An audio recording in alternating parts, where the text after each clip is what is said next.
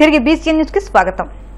పశ్చిమ గోదావరి జిల్లా నర్సాపురం శ్రీ సూర్య డిగ్రీ కళాశాలలో APSSDC and national career service మరియు 1M1B ఆధ్వర్యంలో నిర్వహించిన మెగా జాబ్ మేళా విజయవంతమైంది. ఈ కార్యక్రమానికి ప్రభుత్వ విప్ ఎమ్మెల్యే బొమ్మిడి నాయకర్ ముఖ్య అతిథిగా పాల్గొని ప్రారంభించారు. ఈ సందర్భంగా ఆయన మాట్లాడుతూ యువత దేశ సంపదని, యువత ఉన్నత లక్ష్యాలు కలిగి ఉన్నప్పుడే దేశ అభివృద్ధి సాధ్యమవుతుందని అన్నారు.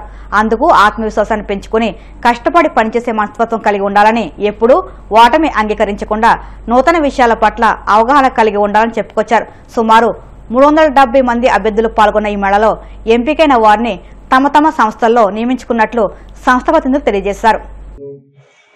వైఎస్ఆర్ ప్రభుత్వం ఎక్కడ యువతని ఏ రకంగా ఉద్యోగాలు ఇవ్వదు. ఆ రోజుల్లో 5 సంవత్సరాలు కూడా అంటే ఏదో కొంత వాలంటీర్ ఉద్యోగాలు ఇచ్చింది, 5,000 రూపాయల శాలరీ తోటి. కొన్ని చోట్ల చూసుకుంటే కనుక ఏదైతే బ్రాంచీ షాపులు ఉన్నాయో బ్రాంచీ షాపుల్లో కూడా ఉద్యోగాలు ఇచ్చి అంటే యువతని తప్పు ద్రోహం పట్టే విధంగా గత ప్రభుత్వం ఆ రోజు గంజాయి చూడండి, బయట దేశాలు కూడా మన ఆంధ్ర నుంచి బయటికి వెళ్ళే పరిస్థితి ఆ రోజు గంజాయి. అంటే యువతని వారికి రక్షణ కల్పించాలి, వారిని చైతన్యవంతులు చేయాలన్న ఆలోచనతో మరి ఈ రోజుని కూటమి ప్రభుత్వం ప్రత్యేక లోకేష్ గారు కానీ మరి పవన్ కళ్యాణ్ గారు కానీ మరి 5 సంవత్సరాల్లో 20 లక్షల ఉద్యోగాలు ఇచ్చే విధంగా, యువతకు ఉద్యోగాలు ఇచ్చే విధంగా కూడా ఈ ఎన్డీఏ కూటమి ప్రభుత్వం ముందుకెళ్తుంది. దానిలో భాగంగానే మరి ఈ రోజున ఈ స్కిల్ డెవలప్మెంట్ ద్వారా మరి ఇక్కడ డ్రైవ్ ఏర్పాటు చేసి మరి బ్యాంకింగ్ అవ్వచ్చు, లేదా ఫార్మా కంపెనీస్ అవ్వచ్చు, మరి ఎలక్ట్రానిక్స్ కంపెనీస్ అవ్వచ్చు, మరి వివిధ కంపెనీ నుంచి కూడా మరి హెచ్ఆర్ రావడం, దాదాపు 700 మందిని ఇక్కడ ప్లేస్మెంట్స్ ఇచ్చే విధంగా మరి ప్రభుత్వం కూడా ముందుకు రావడం చూశారు. మీరందరూ కూడా మరి ఇక్కడికి వచ్చినటువంటి స్టూడెంట్స్ అవ్వచ్చు, మీరందరూ డిగ్రీ కానీ 10th కానీ క్వాలిఫికేషన్ అవ్వడం మీరందరూ కూడా పార్టిసిపేట్ చేయాలి. కానీ ఈ రోజు రాకపోతే కనుక ఉద్యోగం మరో సందర్భంలో డ్రైవ్ ఏర్పాటు చేస్తారు ప్రభుత్వం ద్వారా. మరి అలాంటి సందర్భంలో మీ ప్రయత్నాలు ఎక్కడా కూడా మీరు వదలకూడదు. ఏదో ఒక జాబ్ లో మీరు అందరూ అకామిడేట్ చేయాల్సిన బాధ్యత ఉంది మీ అందరికీ కూడా. ఏదో చిన్న జాబ్ వస్తుంది మన ఆ జాబ్ లోకి ఎందుకు వెళ్ళాలన్న ఆలోచన కాదు. ఏదో ఒక జాబ్ లో మీరు మరి ఆ జాబ్ లో జాయిన్ అవుతే తర్వాత మీరు ఎక్కడికైనా మారడం అనేది ఏదైనా పరిస్థితులను బట్టి మీరు చేంజ్ అవ్వచ్చు. మీరు ఫస్ట్ జాబ్ లో ఉండాలి తప్పనిసరి. మీరు ఖాళీగా ఎక్కడ కూడా ఉండకూడదు. మీరు చాలా మంది డిగ్రీ అయిపోయి ఖాళీగా ఉన్నారు, కొంతమంది 10th క్లాస్ స్టడీ అయిన కూడా ఖాళీగా ఉన్నారు. మీ అందరికీ 10th నుంచి డిగ్రీ వరకు కూడా అదేవిధంగా డిప్లొమా, ఐఐటి వారందరూ కూడా ఈరోజు మీ స్థాయికి బట్టి మీ క్వాలిఫికేషన్ బట్టి మీ అందరికీ జాబ్స్ వచ్చే విధంగా కూడా ఇక్కడ డ్రైవ్ ఏర్పాటు చేయడం జరిగింది. మీ అందరికి కూడా నేను ఆల్ ది బెస్ట్ చెప్తున్నాను. మరి ప్రతి ఒక్కరు కూడా, ఎందుకంటే మన ఇక్కడ ఉన్నటువంటి గ్రామాలు ఏదైతే ఉన్నాయో ఆర్థికంగా వెనకబడిన గ్రామాలు మన అన్ని కూడా ఫైనాన్షియల్ గా బాగా వెనకపోవడం మన ఇక్కడ మీరందరూ కూడా బాగా చదువుకుని మీ కుటుంబాన్ని పోషించుకునే విధంగా కూడా ప్రతి ఒక్క యువత. పశ్చిమ గోదావరి జిల్లా తాడేపల్లిగూడెం నియోజకవర్గం పెంటపాడు మండల పట్టణ యూనిట్ గ్రామ బూత్ కమిటీల ప్రమాణ స్వీకారం స్థానిక తెలుగుదేశం పార్టీ కార్యాలయంలో టీడీపీ నియోజకవర్గ ఇన్ఛార్జ్ వలవల బాబ్జీ ఆధ్వర్యంలో ఘనంగా జరిగింది. ఈ కార్యక్రమానికి ముఖ్య అతిథులుగా AP science and academy chairman zone 2 coordinator Mandalapu Ravikumar, AP IIC chairman Mantena రామరాజులు హాజరయ్యారు. తొలుత పార్టీ ఆఫీసులో టీడీపీ జెండాని ఆవిష్కరించారు. అనంతరం ఎన్టీఆర్ విగ్రహానికి పూలమాలలు వేసి నివాళులర్పించారు. అనంతరం పట్న మండల అధ్యక్షులకు, గ్రామ కమిటీ అధ్యక్షులకు, క్లస్టర్ ఇన్ఛార్జీలకు శుభాకాంక్షలు తెలియజేశారు. మన పార్టీకి, తెలుగుదేశం పార్టీకి ఒక కార్యాలయం నిర్మించాలి. దానికి ఒక 1/2 ఎకరం ల్యాండ్ కావాలి. గవర్నమెంట్ ల్యాండ్ అయినా పర్లేదు, ప్రైవేట్ ల్యాండ్ అయితే పార్టీ కోరుతుంది. మనమైతే శాశ్వత భవనం, తాడేపల్లిగూడెం నియోజకవర్గం కోసం శాశ్వత భవనం కట్టాలి అని నిర్ణయం తీసుకోవడం జరిగింది. ఇన్సూరెన్స్ విషయాలకు వస్తే, మీ దగ్గర ఏవైతే పెండింగ్ ఇన్సూరెన్స్లు ఉన్నాయో, అంటే యాక్సిడెంట్ లో చనిపోయిన కార్యకర్తలు కానీ ఎవరి అయినా డీటెయిల్స్ ఉంటే నాకు పంపించండి.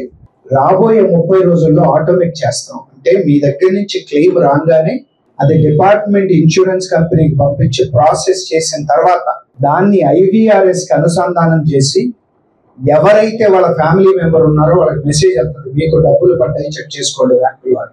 మనం 48 గంటల్లో చేయాలనే ఒక ప్రయత్నం చేస్తున్నాం, సక్సెస్ అవుతామని మనం అనుకుంటున్నాం. దానికి కూడా ఇది కాకుండా ప్రతి శుక్రవారం మీకు తీసుకునే గ్రీవెన్స్ ఏదైతే ఉందో, ప్రాబ్లమ్స్ ఏదైతే ఉన్నాయో ఆల్రెడీ మీ ఇన్ఛార్జ్ మినిస్టర్ గొట్టిపాటి రవి గారికి ఇన్స్ట్రక్షన్స్ ఏమి ఇచ్చామంటే, కలెక్టర్ గారి దగ్గర, ఎంఆర్ఓ దగ్గర, ఆర్టీఓ దగ్గర, ఎస్పీ దగ్గర మా కార్యకర్తలు తీసుకొచ్చిన ప్రాబ్లమ్స్ సాల్వ్ చేయండి అని వెరీ క్లియర్ గా చెప్పేశాం. కార్యకర్తల బలంతోనే, అది రామారావు గారి, బాబు గారు కానీ, లేకపోతే రేపు లోకేష్ గారు కానీ, కార్యకర్తలు నిలబడిన రోజే మనం గెలుస్తాం. అందుకే కార్యకర్తల సంక్షేమం కూడా ఎన్ఆర్జిఎస్ పెండింగ్ కూడా నిన్న దాన్ని ఆయన దృష్టికి తీసుకెళ్ళాం. దాని మీద పనిచేస్తాను, సీఎం గారితో మాట్లాడి ఎంత తొందరగా వీలైతే పెండింగ్ బిల్లులన్నీ క్లియర్ చేయిస్తానని చెప్పి మేము అడిగింది ఏంటంటే, కార్యకర్తల్ని ఆర్థికంగా బలోపేతం చేయాలి. 20 సంవత్సరాలుగా, ఇప్పుడైతే 22 సంవత్సరాలుగా మనకి ఎమ్మెల్యే పదవి లేదు. అవకాశం వచ్చినప్పుడు, పరిస్థితులు బాగున్నప్పుడు పొత్తులో భాగంగా ఇక్కడ ఈ సీటుని ఇవ్వవలసిన పరిస్థితులు ఏర్పడినాయి.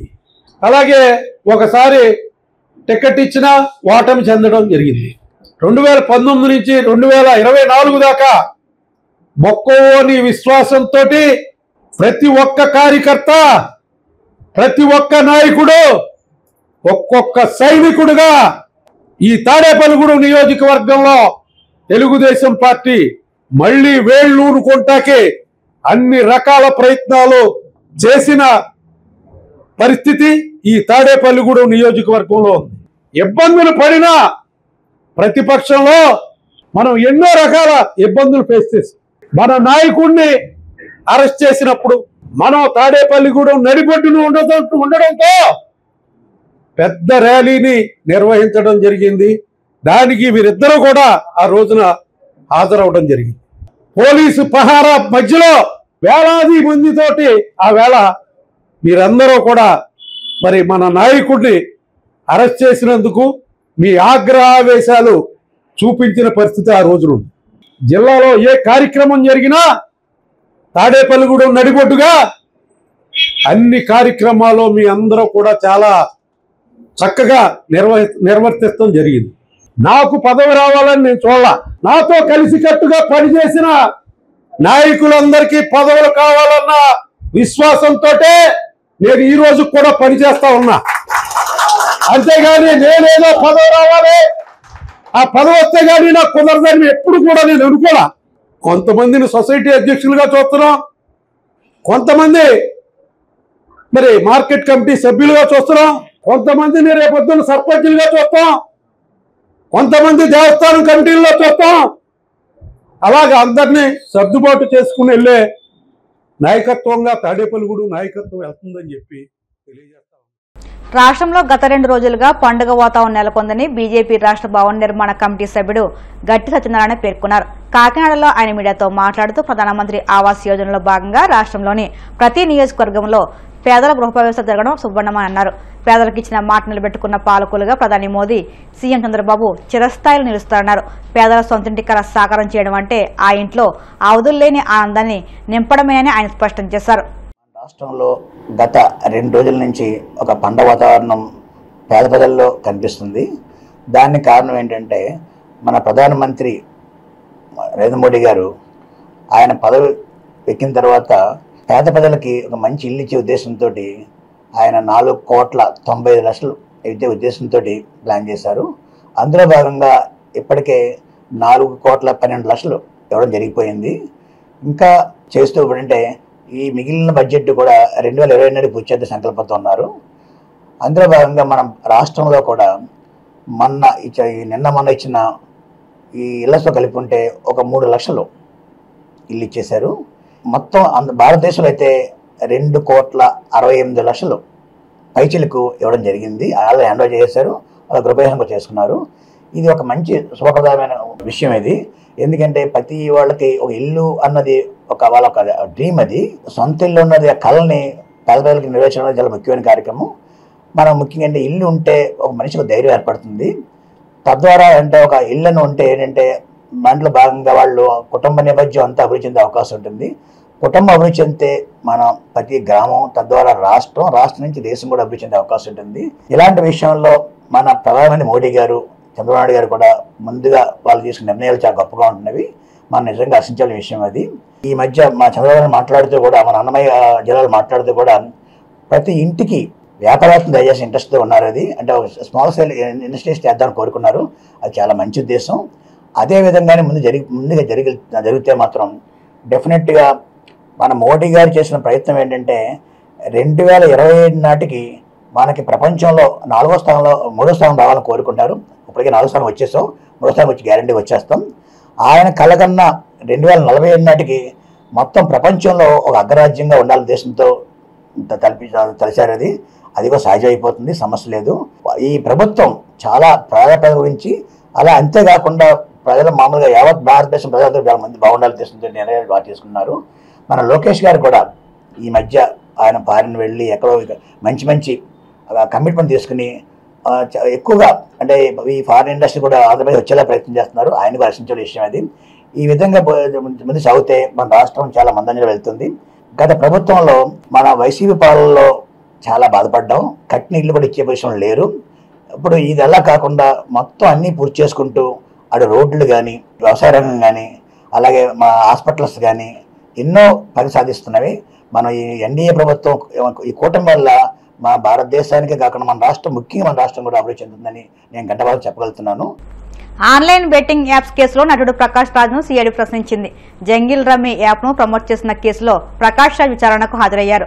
జంగిల్ రమ్మీ యాప్ యాజమాన్య ఒప్పంద పత్రాలను సిట్కు ఆయన అందజేశారు. ఇప్పటికే ఆన్లైన్ బెట్టింగ్ యాప్స్ కేసులో మంగళవారం నటుడు విజయ్ దేవరకొండను సిఐడి అధికారులు ప్రశ్నించారు. ఇక విచారణ అనంతరం ప్రకాష్ మీడియాతో మాట్లాడుతూ 2016లో బెట్టింగ్ స్టార్ట్ అవ్వలేదని, యాప్ గురించి మాత్రమే యాడ్ చేసినట్లు తెలిపారు. ఆ తర్వాత బెట్టింగ్ ఆపడంతో అందులో నుంచి తప్పుకున్నట్లు తెలిపారు. ఇదే విషయాన్ని సిఐడికి చెప్పానన్నారు. బెట్టింగ్ యాప్ చాలా తప్పని, దీనివల్ల యువత జీవితాలు పాడవుతున్నాయన్నారు. తెలిసి చేసినా తెలియక చేసినా తప్పే అని ప్రకాష్ రాజ్ పేర్కొన్నారు. ఈడీ పిలిపించారు, వాళ్ళు నేను కలిశాను. ఇందులో నా భాగస్వామ్యం లేదండి. 2016లో అప్పుడు ఇంకా బెట్టింగ్ స్టార్ట్ అవ్వలేదు.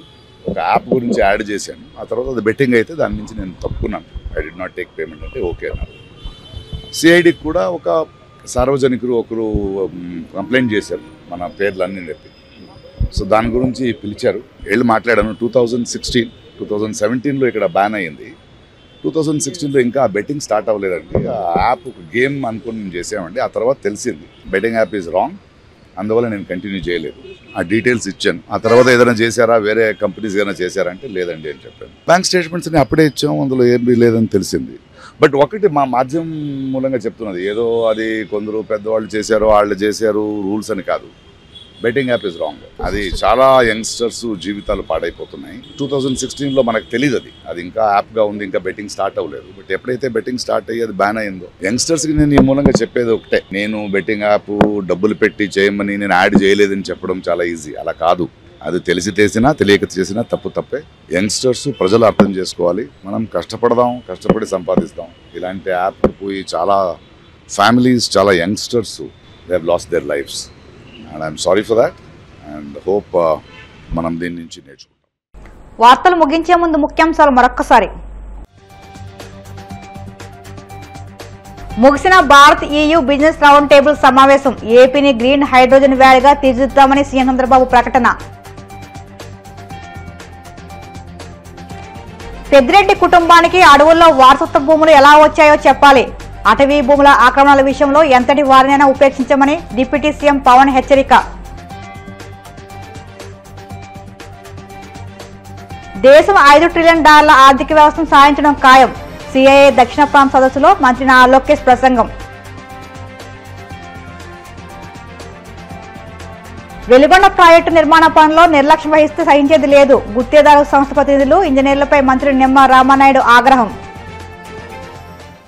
ఈ వార్తలు ఇంతలో సమాప్తం. మరిన్ని వార్తల కోసం BCN digital YouTube channel, Facebook పేజీని ఫాలో అవ్వండి. అప్డేట్ వార్తల కోసం ప్లీజ్ సబ్స్క్రైబ్.